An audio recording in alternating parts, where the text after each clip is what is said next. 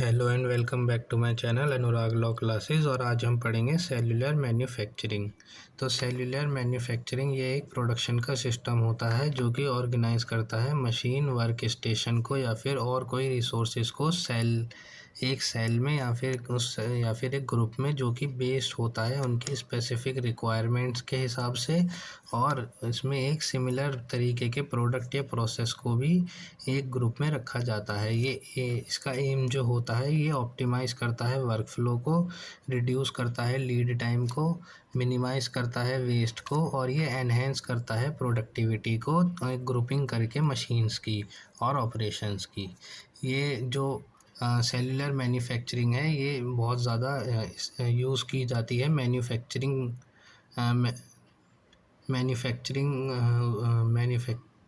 Plant में। इसके कुछ कंपोनेंट्स पढ़ लेते हैं अब हम सेल्युलर मैन्युफैक्चरिंग के।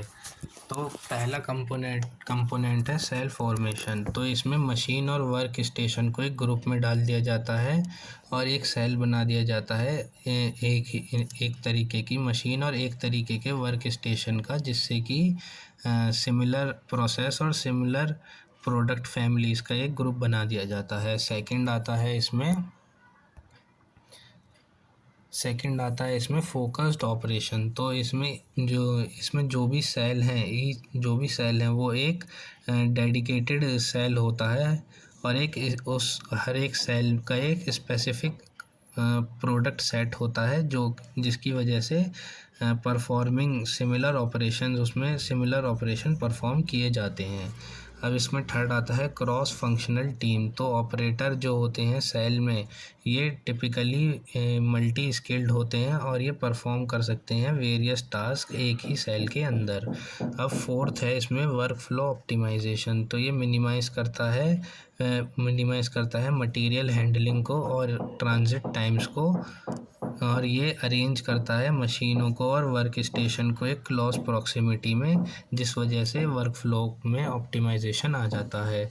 फिफ्थ है कि क्वालिटी एंड एफिशिएंसी। तो ये प्रमोट करता है कंटिन्यूस इम्प्रूवमेंट को और एनहेंस करता है क्वालिटी कंट्रोल को हर सेल के अंदर। अब इसकी मेरिट्स पढ़ लेते हैं हम सेल्युलर मैन्युफैक्चरिंग की। तो ये रिड्यूस लीड टाइम। तो ये स्ट्रीमलाइन कर देता है, मतलब कि जितनी भी नॉन वैल्यू एडेड एक्टिविटीज़ होती हैं उन सबको ये हटा देता है वर्क फ्लो में से, और ये स्ट्रीमलाइन करता है वर्क फ्लो को, मिनिमाइज़ करता है ये ट्रांसपोर्टेशन को, जो कि वर्क स्टेशन के बीच में जो ट्रांसपोर्टेशन होता है उनको भी ये मिनिमाइज़ करता है, जिस वजह से बहुत ही कम लीड टाइम आता है। अब सेकंड है लोअर कॉस्ट। तो ये रिड्यूस करता है इन्वेंटरी को, ट्रांसपोर्टेशन को रिड्यूस करता है और सेटअप टाइम को भी रिड्यूस करता है, जिसकी वजह से ओवरऑल प्रोडक्शन की कॉस्ट जो है वो लो हो जाती है। थर्ड आता है इंक्रीज्ड फ्लेक्सिबिलिटी। तो सेल जो है वो जो है आसानी से आप देख सकते हैं, और जो सेल हैं वो अडॉप्ट कर सकते हैं, एकोमोडेट कर सकते हैं चेंजेस के अकॉर्डिंग, प्रोडक्ट मिक्स और डिमांड के अकॉर्डिंग जो है सेल्स अडॉप्ट और अडेप्ट कर लेते हैं। अब फोर्थ आता है इम्प्रूव्ड क्वालिटी। तो इम्प्रूव्ड क्वालिटी में आता है कि ये फोकस करते हैं स्पेसिफिक प्रोडक्ट की फैमिलीज़ को, जो कि अलाउ करता है बेटर क्वालिटी कंट्रोल को और क्विक डिटेक्शन कर पाते हैं डिफेक्ट्स का। फिफ्थ आता है एनहेंस प्रोडक्टिविटी। सेल मैन्युफैक्चरिंग की वजह से ऑपरेटर जो है प्रोफिशिएंट हो जाते हैं अपने टास्क में, क्योंकि इन्हें स्पेसिफिक टास्क रिपीटिशन में करना होता है। तो ये प्रोफिशिएंट हो जाते हैं अपने टास्क में, जिसकी वजह से प्रोडक्टिविटी में इंक्रीज़ आता है। अब सेल्युलर मैन्युफैक्चरिंग की डीमेरिट्स पढ़ लेते हैं। तो इसमें पहला है कि इनिशियल इन्वेस्टमेंट। तो ये जो सेल को सेटअप करना होता है, ये शुरुआत में बहुत ज़्यादा इनिशियल इन्वेस्टमेंट लेते हैं और इक्विपमेंट और ऑर्गेनाइजेशन का जो लेआउट बनाने के लिए बहुत ज़्यादा इन्वेस्टमेंट लगानी पड़ती है। सेकंड आता है स्किल रिक्वायरमेंट। तो ऑपरेटर जो होते हैं ये ट्रेंड होते हैं मल्टीपल स्किल में, जिसकी वजह से ये एडिशनल टाइम जिसकी वजह से स्किल की रिक्वायरमेंट होती है बहुत ज़्यादा। थर्ड आता है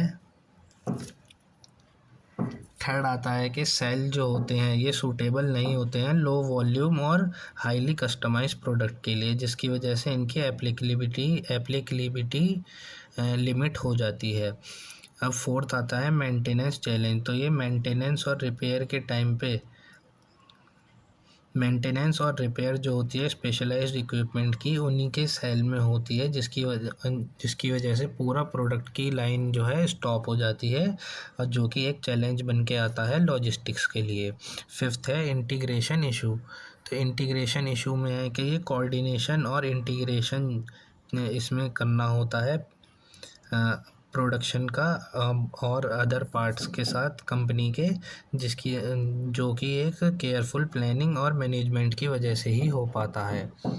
अब इसका एक एग्जांपल पढ़ लेते हैं सेल्यूलर मैन्युफैक्चरिंग का। तो सेल्यूलर मैन्युफैक्चरिंग सबसे ज़्यादा ऑटोमोटिव असेंबली प्लांट्स में यूज़ होती है, क्योंकि इसमें जो है स्पेसिफिक प्रोडक्शन सेल बनाए जाते हैं, जो कि एक डेडिकेटेड हर चीज़ के लिए एक डेडिकेटेड सेल बनाए जाते हैं। जैसे कि इंजन के लिए अलग होता है, एक ट्रांसमिशन के लिए अलग होता है, चेसिस के लिए अलग होता है, और जो भी सेल होते हैं ये इक्विप्ड होते हैं नेसेसरी मशीन और टूल्स के साथ, जिसकी वजह से स्किल्ड ऑपरेटर्स जो होते हैं ये एफिशिएंटली प्रोड्यूस करते हैं असेंबली कंपोनेंट्स को, और ये मिनिमाइज़ करते हैं डाउन टाइम को, और ये ऑप्टिमाइज़ करते हैं प्रोडक्शन के आउटपुट को। अगर आप मेरी वीडियो यहाँ तक देख रहे हैं तो आपका बहुत बहुत धन्यवाद।